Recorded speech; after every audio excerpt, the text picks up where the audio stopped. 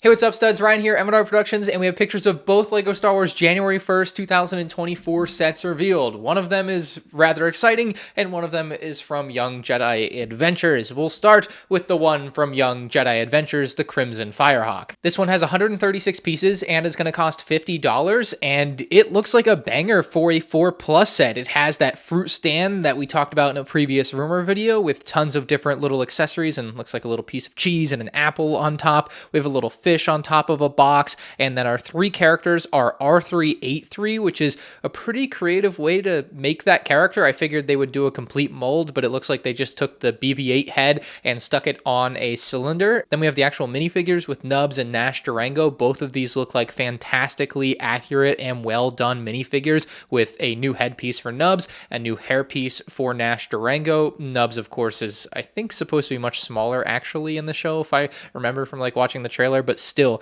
looks very, very good. And we have the actual Crimson Firehawk ship, which is in this really nice red color, and then it's got the printed windscreen piece, which I'll be very interested to see if the white turns out to be as white as it looks in the renders. We have ample interior space with this one to fit your characters in the front, and then in the back it looks like you have some cargo space. Overall, I'm pretty impressed with this as a 4+ set, and I think for its intended audience, it's going to be a real hit. Now, the next set is the reason we're all here. It's the 75372 215-piece Clone Trooper and Battle Droid Battle Pack. It's going to be $30 on January 1st, and first reaction off the bat is, why is it only $30? They easily could have gotten away with charging $35 for this, so I'm very shocked at what feels like a low price for this, which just everyone should be happy about. I don't want to see anyone calling this one overpriced, because I firmly do not believe it is overpriced. Now, we all knew, unfortunately, coming into this that these troopers would be ones with helmet warts, and that is by far my biggest issue with the set. To me, if you took that away, or if you included a separate helmet that didn't have them, I'd be in heaven right now. This would be the best thing ever, just like it was in 2007. But it's just a little bit short of that.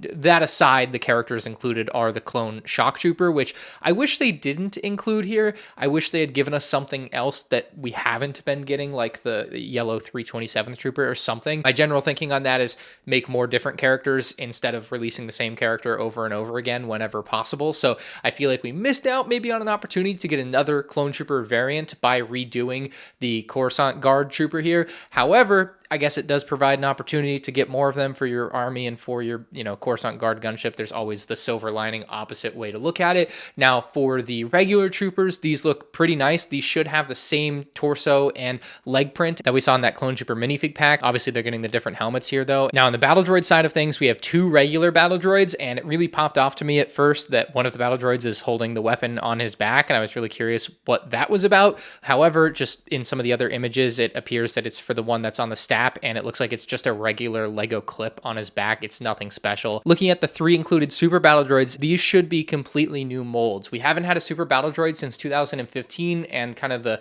thinking as to why is because Lego had basically destroyed the old molds. So to create a super battle droid again, they had to make new molds, and so we should be able to see some small differences between this and the previous super battle droid. These images that I have, I don't think are quite good enough to see all of the differences. However, one of them that you can see is the small dimple kind of on the shoulder of the super battle droid that is present on all of them. The color of it seems to be the same as the older one with the kind of gunmetal gray, and it's really hard to tell, but the clips should be a bit different for the legs and the arms, because the main issue with supers in the past is that they would consistently snap and break through just completely normal use, and so that should be solved here. That should have been one of the things that they set out to solve with creating a new super battle droid mold. If they didn't, they deserve a lot of crap for it, but it should be fixed. I plan on testing it side by side with the older one to see which snaps, and I expect the older one to fare a lot worse than the newer one, which they should have engineered better. Now, the included builds for the clone side of the battle pack feel kind of unfinished.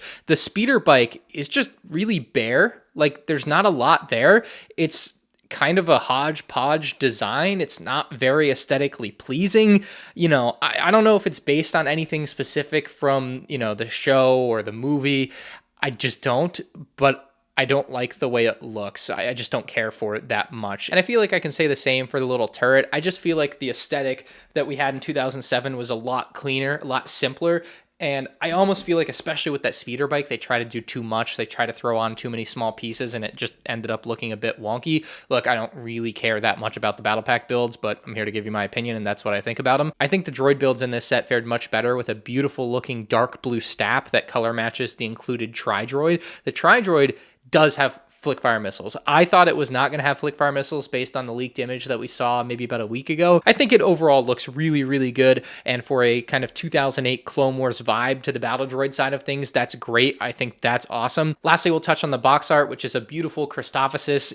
Just kind of never thought we'd really see too much Christophasis on Lego Star Wars box arts, but in 2024, we're seeing it back, which is really nice. I'd love to see more Christophasis style sets. Unfortunately, it does not match the size of the old 501st battle pack, so I'm quite saddened to see them not like at least match what we had in 2020 with the 501st set. Like at least then you could have this sub collection of mega battle packs that would at least match with their box size. So I'm a little confused with the box size decision on this set. And I'm honestly just not a fan. As someone who collects boxes and cares about how they match with each other, I just do wish it was the same size box.